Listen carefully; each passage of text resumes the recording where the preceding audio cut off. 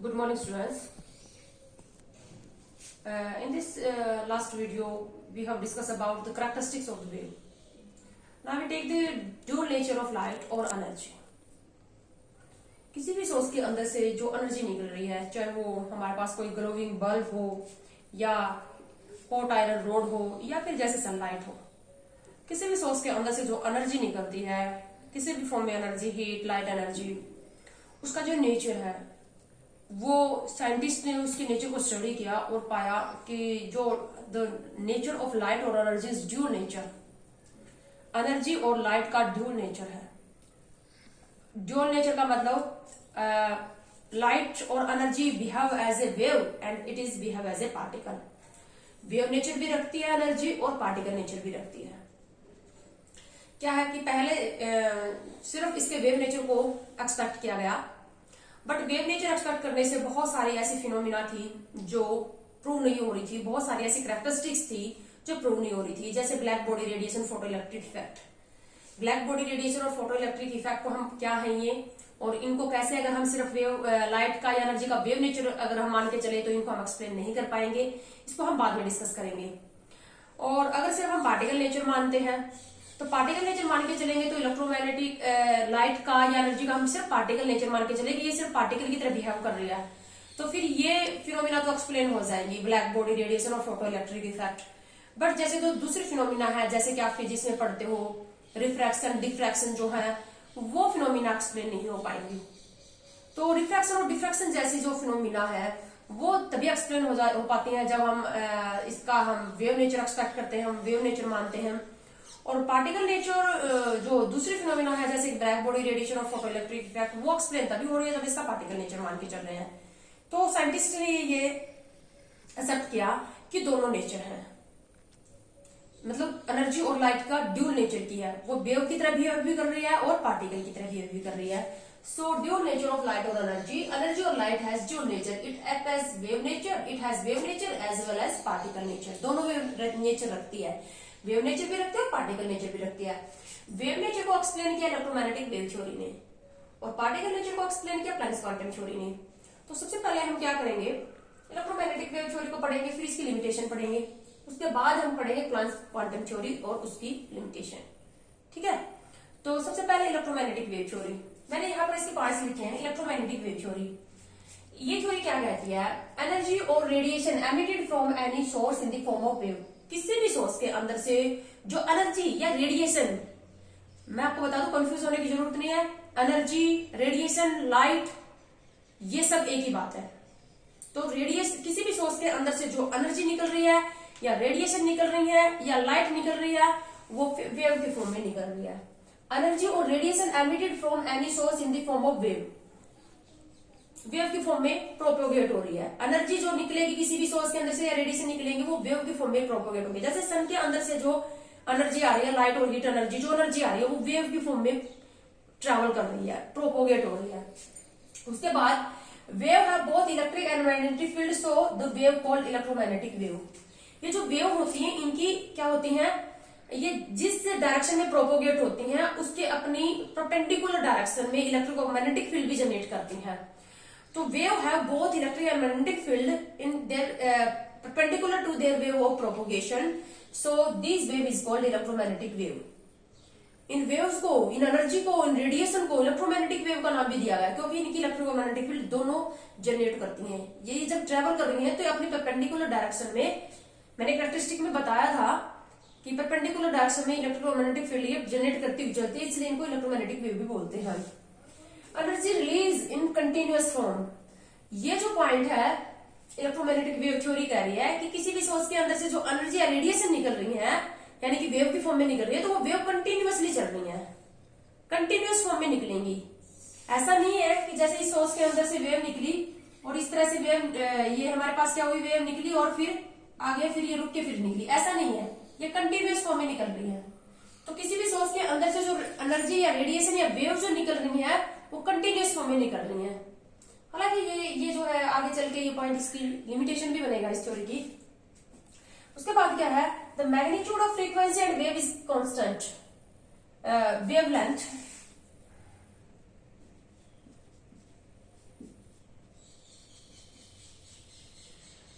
Frequency और wavelength, एक wave की फ्रीक्वेंसी और वेवलेंथ मैंने पहले वाले लेक्चर में आपको डिफाइन किया था, फ्रीक्वेंसी क्या होती है, वेवलेंथ क्या होती है।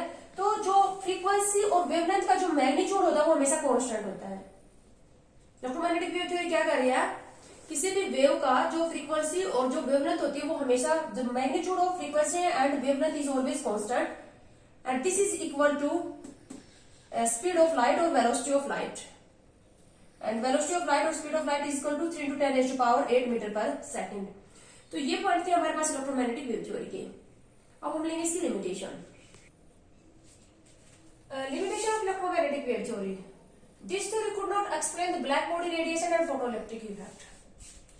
ये थ्योरी जो इंटरफेरेंस, डिफ्रैक्शन जैसे फिनोमेना को तो एक्सप्लेन कर पाएंगे, क्योंकि ये थ्योरी कंप्लीट क्या मान रही है, जो एनर्जी और रेडिएशन और लाइट का जो नेचर है वो पूरी तरह से वेव नेचर है। तो अगर सिर्फ हम वेव नेचर मान के चलते हैं तो इंटरफेरेंस और डिफ्रैक्शन जैसे फिनोमेना तो ये थ्योरी एक्सप्लेन कर पाएगी, लेकिन जो ब्लैक बॉडी रेडिएशन और फोटोइलेक्ट्रिक इफेक्ट जैसे फिनोमेना है उनको ये एक्सप्लेन नहीं कर पाई।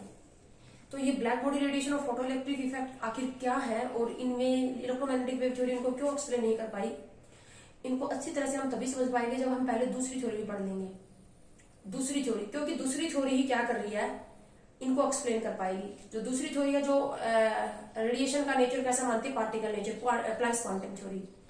Planks quantum theory can explain the black body radiation and photoelectric effect. तो पहले हम प्लैंक्स क्वांटम थ्योरी पढ़ेंगे। प्लैंक्स क्वांटम थ्योरी क्या कहती है, पार्टिकल नेचर मान के चल रही है, वो क्या क्या कैरेक्टरिस्टिक बता रही है एक रेडिएशन की, और उसके बाद हम लेंगे ब्लैक बॉडी रेडिएशन और फोटोइलेक्ट्रिक इफेक्ट, दो फिनोमेना क्या है, इंपॉर्टेंट है, और why this theory is unable to explain this phenomena and how Planck's quantum theory will explain these two phenomena. Now we take the Planck's quantum theory. Planck's quantum theory. Planck's quantum theory assume that the nature of energy, radiation or light is particle nature. ये complete radiation और energy का nature particle मान के चल रही है। क्या क्या पॉइंट्स है, प्लैंक्स नाम के एक साइंटिस्ट ने इसको एक्सप्लेन किया Planck's quantum theory. Energy or radiation released from any source in the form of small packets and these packets of energy is called quanta. जो एनर्जी रिलीज हो रही है इस थ्योरी के अकॉर्डिंग, जो एनर्जी रिलीज हो रही है किसी भी सोर्स के अंदर से, या रेडिएशन या लाइट जो रिलीज हो रही है, वो एनर्जी जो है छोटे छोटे पैकेट्स की फॉर्म में रिलीज हो रही है। एनर्जी के छोटे छोटे पैकेट्स बने हुए हैं और इन एनर्जी के इन पैकेट्स को इसने क्या कहा, क्वांटा कहा। This packets of energy, energy जो है वो कंटिन्यूस फॉर्म में नहीं, जैसे इलेक्ट्रोमैग्नेटिक वेव थ्योरी क्या कर रही थी, रेडिएशन और एनर्जी कंटिन्यूस फॉर्म में निकल रही है, वेव की फॉर्म में, जबकि ये थ्योरी क्या कर रही है, किसी भी सोर्स के अंदर से एनर्जी है जो रेडिएशन निकल रही है वो छोटे छोटे पैकेट्स की फॉर्म में निकल रहे हैं। एनर्जी के पैकेट्स बने हुए हैं, बंडल भी कह सकते हैं, पैकेट्स भी कह सकते हैं, और एक पैकेट्स को इसने किसका नाम दिया, quanta. The energy, this packet of energy is called quanta, और packet of light is called photon. अगर एनर्जी का सोर्स लाइट एनर्जी हो, अगर लाइट एनर्जी हो, जैसे सन के अंदर से जो लाइट एनर्जी निकल रही है, या हमारे पास ग्लोइंग बल्ब उसके अंदर से, अगर लाइट एनर्जी का सोर्स है तो लाइट के अंदर से निकलने जो एनर्जी निकलेगी उस एनर्जी को क्या कहेंगे हम, लाइट एनर्जी के अंदर से एनर्जी के जो छोटे छोटे पैकेट्स निकलेंगे उनको फोटोन कहेंगे। क्वांटा और फोटोन में कोई फर्क नहीं है, एनर्जी जो निकलेगी वो किसकी फॉर्म में, छोटे छोटे एनर्जी के पैकेट्स की फॉर्म में निकलेगी, और पैकेट्स को क्वांटा बोला। और फोटोन कब कहेंगे, अगर सोर्स लाइट हो, अगर सोर्स लाइट एनर्जी हो तो लाइट के एनर्जी के अंदर से निकलने वाले पैकेट्स को फोटोन कह देंगे। सो जैसे कि हमारे पास क्या है, सन है यहाँ पर, तो सन के अंदर से जो एनर्जी रिलीज हो रही है वो छोटे छोटे पैकेट्स की फॉर्म में रिलीज हो रही है इस तरह से, और ये जो छोटे छोटे एनर्जी के जो पैकेट है इनको क्या बोला है इन्होंने,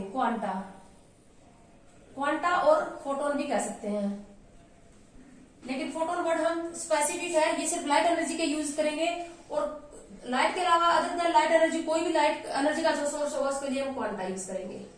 जबकि इलेक्ट्रोमैग्नेटिक वेव थ्योरी क्या कह रही थी कि जो एनर्जी रिलीज हो रही है वो कंटिन्यूअस वेव की फॉर्म में रिलीज हो रही है, इस तरह से कंटिन्यूअस वेव की फॉर्म में, ठीक है। जबकि ये थ्योरी क्या कर रही है कि डिस्क्रीट फॉर्म में रिलीज हो रही है। अगला पॉइंट यही है, एनर्जी रिलीज इन डिसकंटिन्यूअस और डिस्क्रीट फॉर्म।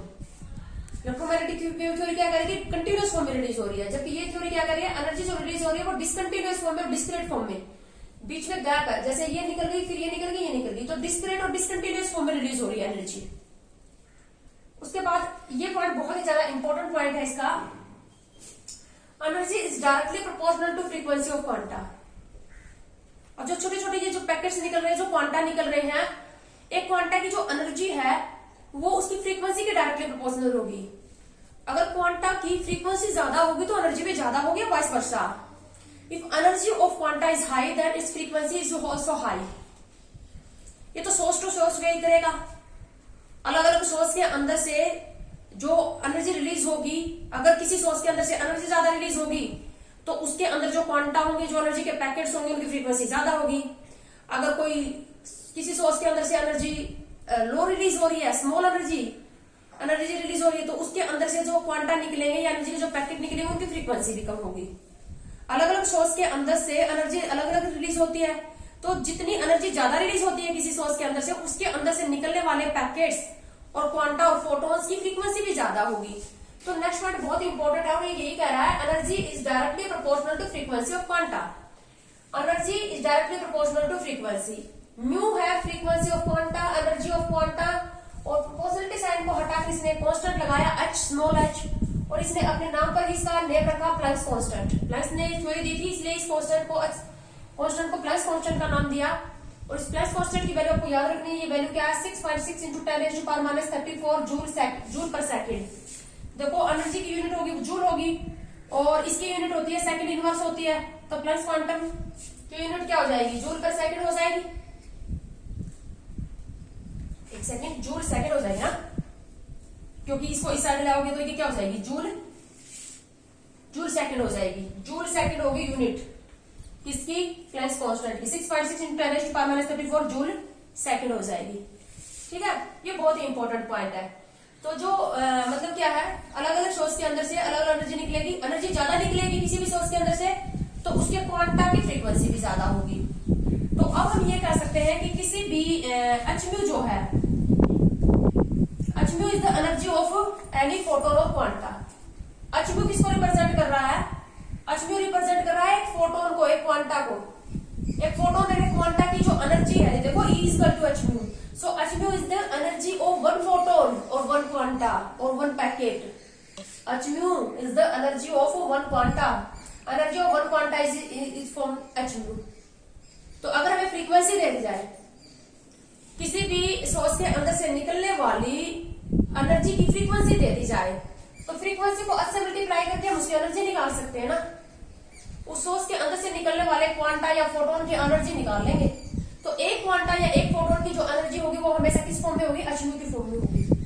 अच्छी वैल्यू है म्यू हमें दे दिया जाएगा। ठीक है, अब ये कह रहा है next point, total energy release from any source is integer multiple of hν। अब क्या है, अलग अलग सोर्स के अंदर से क्या होंगे, अलग अलग क्वांटा निकलेंगे, लेकिन हर क्वांटा की एनर्जी तो hν की फॉर्म में है। अब किसी के अंदर से 10 क्वांटा निकलेंगे, किसी के अंदर से 100, किसी के अंदर से 1000 निकलेंगे, किसी के अंदर से 10⁻10 क्वांटा निकलेंगे। तो जो टोटल एनर्जी निकलेगी ना किसी भी सोर्स के अंदर से, वो nhν की फॉर्म में होगी। क्वांटा के जो इंटीजर होगा, इंटीजर मल्टीपल की फॉर्म में निकलेगी।